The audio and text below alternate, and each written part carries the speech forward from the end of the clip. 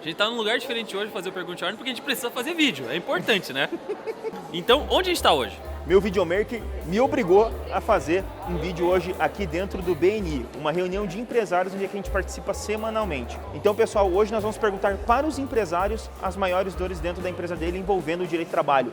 Bem-vindo a mais um Pergunte ao Arno. O que você sempre pede pra eu fazer? Solta a vinheta. Ah, garoto!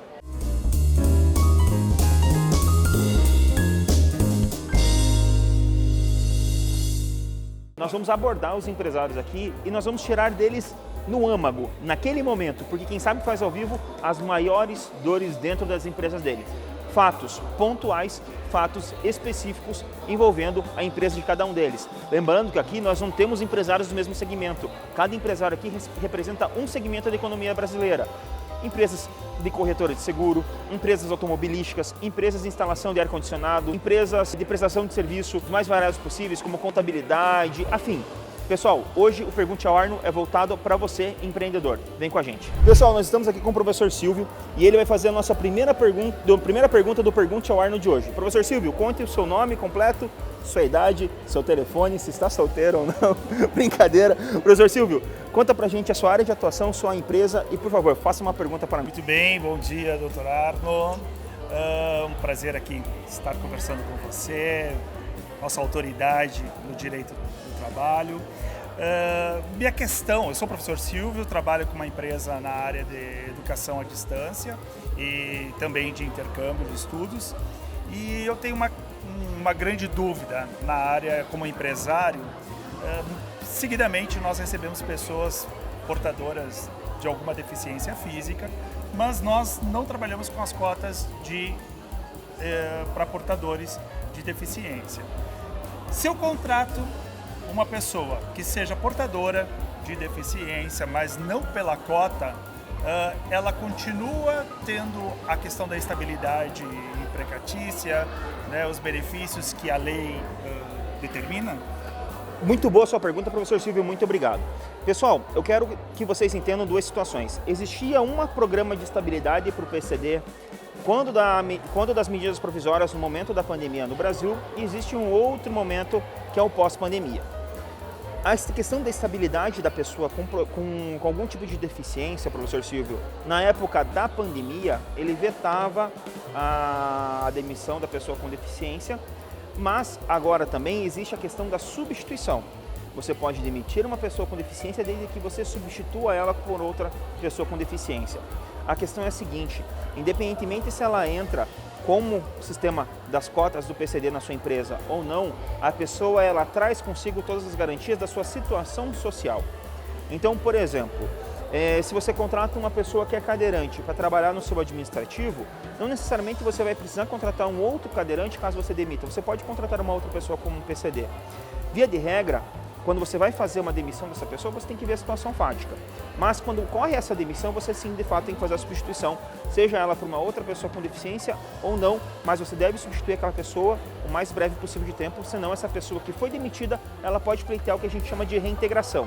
E quando ocorre a reintegração da pessoa ao emprego, ela vai ter a garantia de todos os salários, desde a época de demissão até a sua efetiva reintegração, com pagamento de salário, 13º proporcional, férias proporcionais, FGTS. Então imagina se essa ação leva 10 meses. Você vai pagar 10 meses do salário para aquela pessoa, sem ela ter trabalhado e afins. Então se você, porventura, programar essa demissão dessa pessoa, já tem um substituto em mente, para que você não sofra um passivo trabalhista muito grande. Posso fazer uma segunda pergunta? Claro, fique à vontade. Perfeito.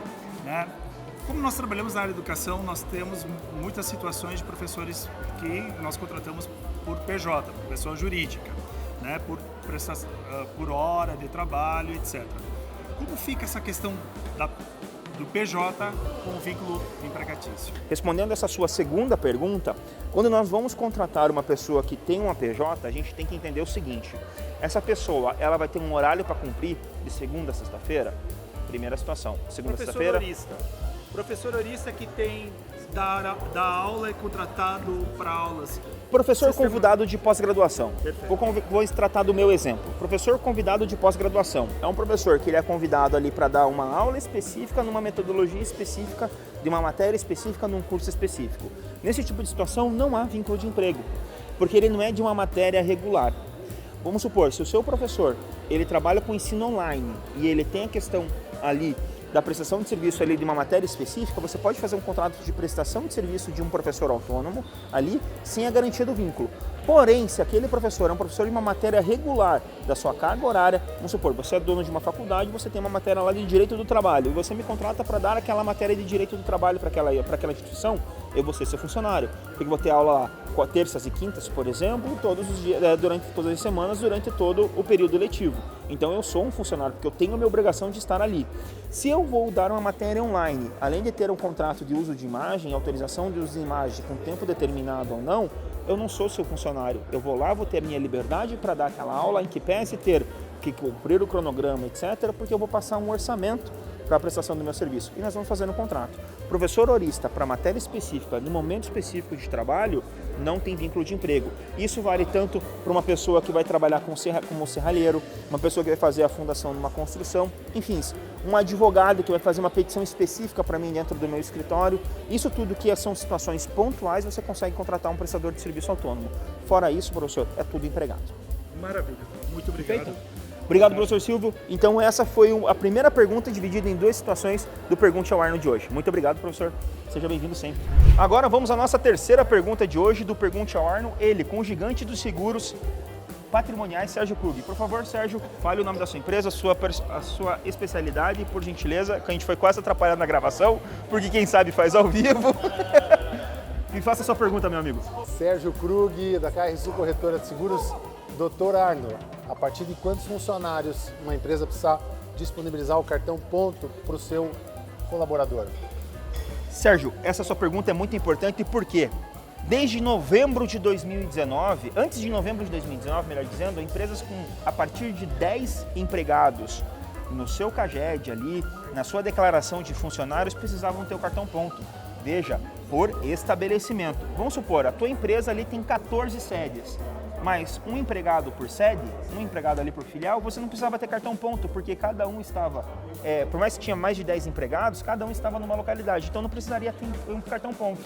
Mas se fossem 10 empregados no mesmo estabelecimento comercial, precisava ter o cartão ponto. A partir de novembro de 2019, a partir de 20 empregados, e não é mais por estabelecimento, é por empresa. Se você tiver ali 20 empresas, cada empregado em uma, você vai ser obrigado a ter o controle de jornada.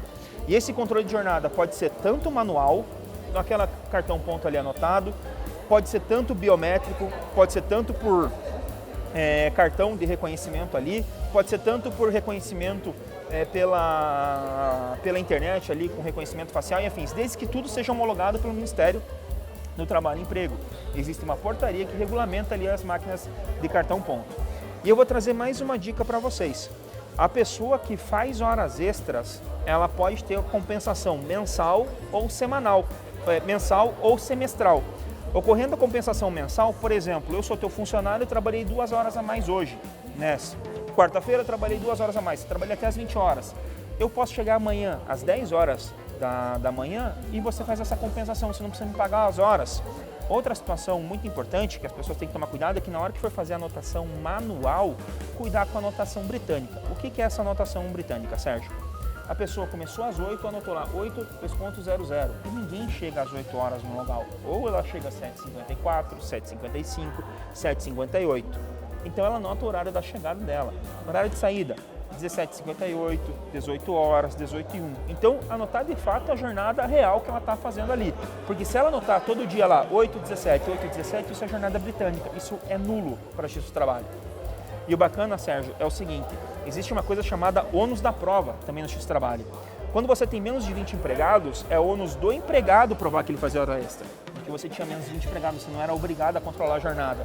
Mas se você tinha condição de fazer aquele controle de jornada, mínimo que seja, por exemplo, um motorista que tem rastreador no caminhão, um vendedor externo que tem lá o login e logout no sistema para emitir os contratos, aí ele tem um controle indireto, então ele era obrigado a emitir o cartão ponto. Espero ter respondido a tua pergunta, Sérgio. Sim. Respondi? Perfeito. Obrigado. Então, essa foi a terceira pergunta de hoje do Pergunte ao Arno. Sérgio, muito obrigado. Obrigado, doutor Arno. Valeu, meu irmão. Pessoal, agora estou aqui com o Paulo, nosso especialista em contabilidade. Paulo, por favor, fala o seu nome, o nome da sua empresa e sua especialidade, por gentileza. E faça a tua pergunta também, meu amigo.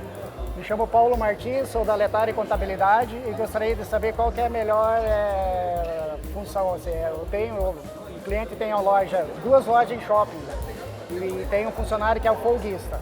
Queria saber se atende melhor o contrato intermitente ou um contrato por tempo parcial. Perfeito. Muito obrigado, Paulo, por sua pergunta. E essa situação, pessoal, do contrato intermitente é aquela pessoa que vai eventualmente à empresa. Então eu já vou te falar de prontidão que o contrato por hora é a melhor situação. Por quê? Porque o empregado ele vai saber o dia e a hora que ele tem que prestar aquele serviço. Então você pode fazer a contratação dele como folguista com hora pré-determinada.